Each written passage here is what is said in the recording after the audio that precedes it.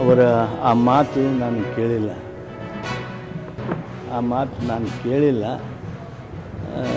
ನಾನು ಅದಕ್ಕೇನು ಪ್ರತಿಕ್ರಿಯಿಸೋದಕ್ಕೆ ಹೋಗೋದಿಲ್ಲ. ನಾನು ವಿರೋಧ ಪಕ್ಷದ ನಾಯಕ ಆಗಿದ್ದೆ. ಮೊನ್ನೆ ಖರ್ಗೆ ಸಾಹೇಬರ ಜೊತೆಗೆ ಅವರು ಅಸೆಂಬ್ಲಿ ಒಳಗೆ ವಿರೋಧ ಪಕ್ಷದ ನಾಯಕರಾಗಿದ್ದರು. ನಾನು ಪರಿಷತ್ನೊಳಗೆ ವಿರೋಧ ಪಕ್ಷದ ನಾಯಕ ಆಗಿದ್ದೆ. ಒಮ್ಮೆಲ್ಲ 3 ಬಾರಿ ಆಗಿದ್ದೇನೆ. ನಮ್ಮ ಸೇವೆಯನ್ನು ನಾವು ಮಾಡ್ತಾ ಇದ್ದೇವೆ.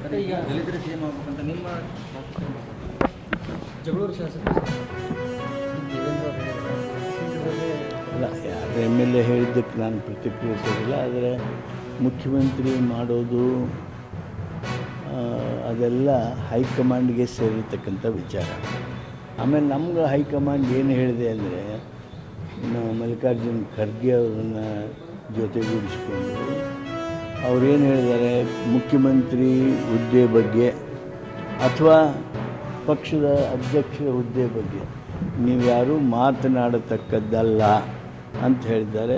ಶಿಸ್ತಿನ ಕಾರ್ಯಕರ್ತರಾಗಿರ್ತಕ್ಕಂಥ ನಾನು ಒಬ್ಬ ಆ ದಿಸೆಯೊಳಗೆ ಯಾವುದೇ ಪ್ರತಿಕ್ರಿಯೆ ಮಾಡಿಲ್ಲ. ಅದಕ್ಕೆ ಅವರವರ ಪ್ರೀತಿ, ಅವರವರ ಗೌರವ.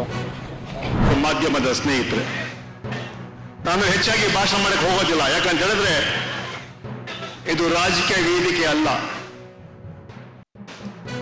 ನಾಡಿನ ಸಮಾಜಗಳ ಅಭಿವೃದ್ಧಿ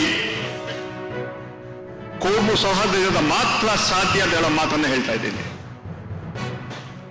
ಸಮಾಜ ಅಭಿವೃದ್ಧಿಗೆ ಆಗಬೇಕಾದ್ರೆ ಕೋಮು ಸೌಹಾರ್ದತೆ, ಕೋಮು ಸಾಮರಸ್ಯ ಇರಬೇಕು. ಈ ಕಾರ್ಯಕ್ರಮ ಕೇವಲ ಒಂದು ಸಂದೇಶ ಹೋಗಲಿಕ್ಕೆ, ನಾವೆಲ್ಲ ಒಂದು ಪ್ರೀತಿ ವಿಶ್ವಾಸದಿಂದ ನಾವು ಗೆಲ್ಲಬೇಕು. ದ್ವೇಷ ಬೇಡ, ಪ್ರೀತಿ ಬೇಕು. ಆ ಸಂದೇಶ ನಾವು ಕೊಡಕ್ಕೆ ಇವತ್ತು ಮಾಡಿದ್ದೀವಿ. ನಾಡಿನ ಸರ್ವ ಧರ್ಮಗಳ ಸಾಮರಸ್ಯ ಸಂದೇಶ